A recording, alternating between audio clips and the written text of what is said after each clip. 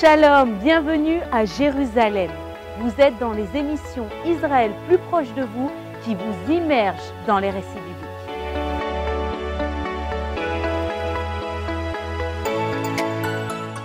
Il est parfois difficile de comprendre l'évolution de Jérusalem. C'est pourquoi nous sommes aujourd'hui dans le lieu où tout a commencé, la cité de David. Selon la Bible, c'est le lieu originel de la vieille ville de Jérusalem.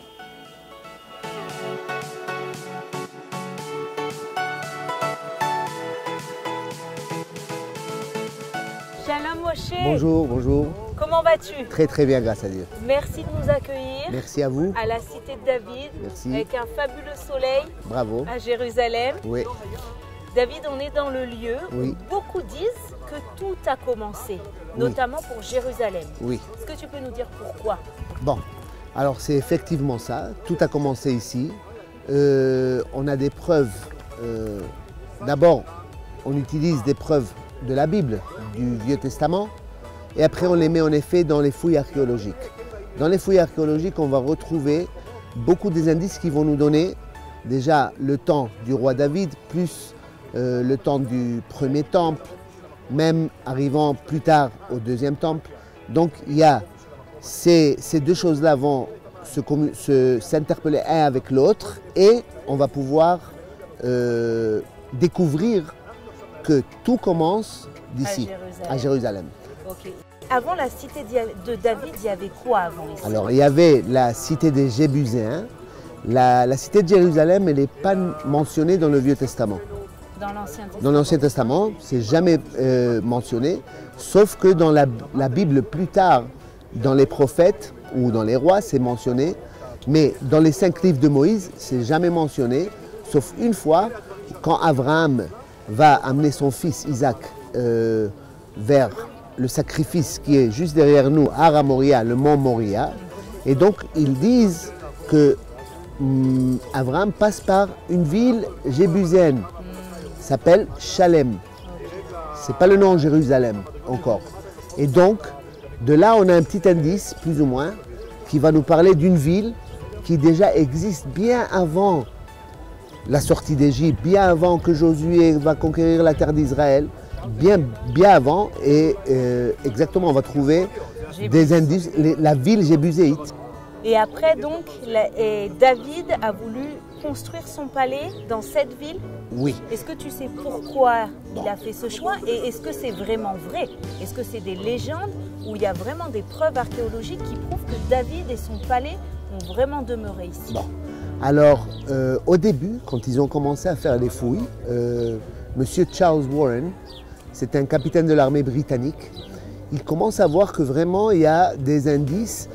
Comment est-ce que David a fait la conquête de la ville jébuséenne de Jérusalem? On va voir aussi que lui, il va aussi construire un palais, parce que c'est aussi écrit dans l'Ancien Testament, comme quoi le roi de Sidon, c'est aujourd'hui le Liban d'aujourd'hui, qui va lui envoyer des maçons, des ouvriers pour lui construire le palais. Et aussi, il veut construire le temple. Mais Dieu lui dit, c'est pas toi, c'est pas toi, exactement, c'est Salomon, ton fils qui va construire, parce que toi, tu as beaucoup de sang dans tes mains. Et effectivement, on va voir aussi les indices, beaucoup d'indices archéologiques qui vont nous parler de l'époque de David, mais pas autant comme plus tard. Plus tard, c'est-à-dire vers la fin du premier temple où le roi Nabucodonosor de Babylone va nous faire exiler et va détruire la ville de Jérusalem. D'accord.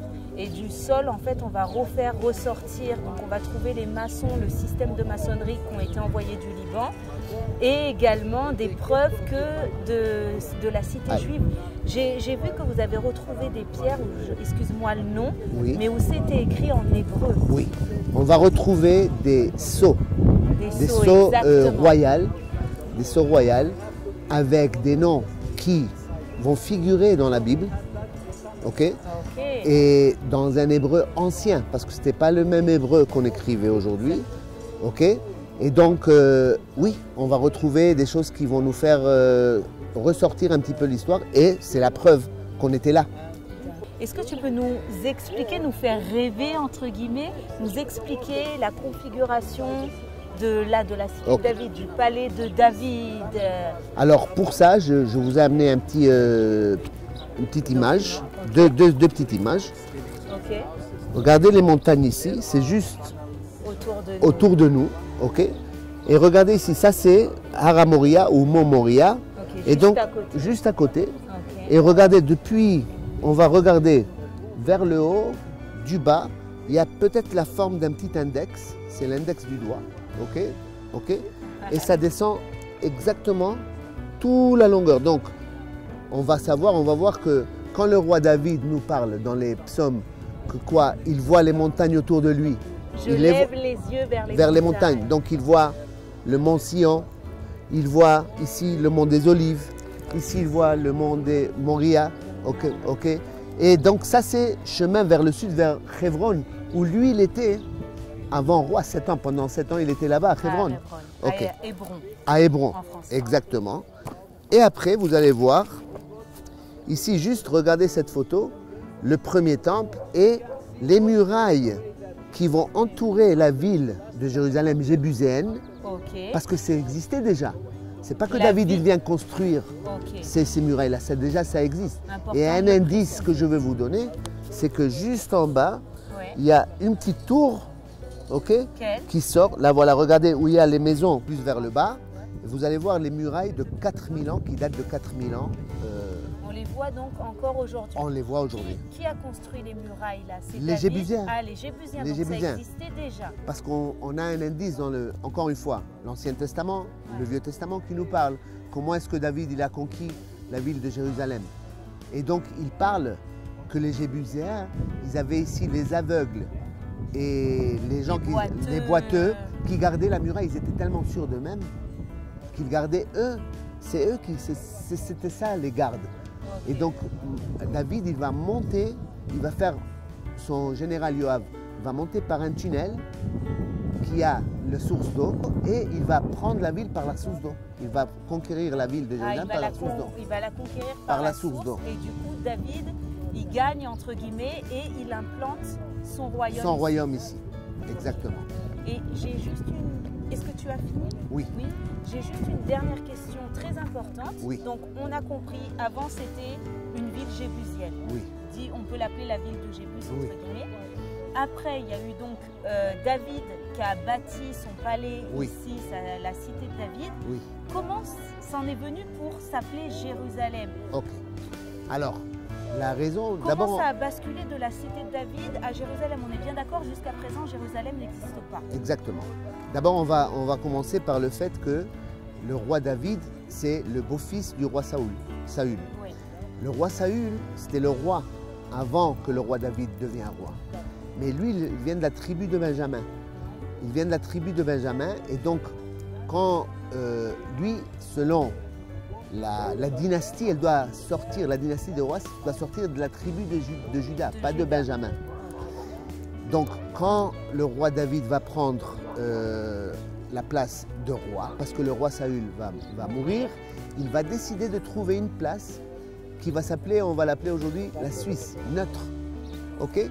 Pour pouvoir réunir toutes les tribus, il y a 12 en total, il faut les réunir quelque part où ça appartient à personne. Okay. Donc la ville de Jérusalem, comme je vous ai dit avant, elle n'est pas mentionnée dans les 5 livres de Moïse. Oui, on ne la connaît pas. On ne la connaît pas. Non. Donc maintenant David, il dit, mais il y a, selon nos ancêtres, on a appris qu'Abraham, il a amené son fils Isaac au mont Moria et que là-bas, Dieu veut qu'on lui construise son temple. Dieu veut qu'on lui construise son temple. Donc il dit, bon, la meilleure place pour construire le temple, c'est de se retrouver ici à Jérusalem, pour pouvoir construire le temple. Qu'en fin de compte, lui, il ne va pas construire. Ouais. Et Jérusalem, la ville de Jérusalem va sortir, va donner vie dès que David amène l'arche de l'Alliance qui était dans les mains des Philistins, dans le sud. Il va l'amener tout un chemin, il va faire tout un chemin, il va l'amener ici. C'est là où déjà on décide de l'appeler la ville de Jérusalem. Ah, c'est à partir de ça qu'on l'appelle la ville de Jérusalem. Exactement. Ok. Vraiment, merci, tu nous as éclairé. Parfois, quand on est en dehors de Jérusalem, on a la chance, nous, d'y habiter, Oui. mais ce n'est pas systématique. C'est pour pas tout le systématique, monde. exactement. Ouais. Merci beaucoup, Moshe, tu nous as vraiment éclairé. Merci à tous pour votre fidélité. Et on se retrouve le mois prochain pour de nouveaux reportages, de nouvelles aventures en Israël. Et on vous envoie plein de bénédictions depuis Jérusalem, depuis la cité de David. À bientôt.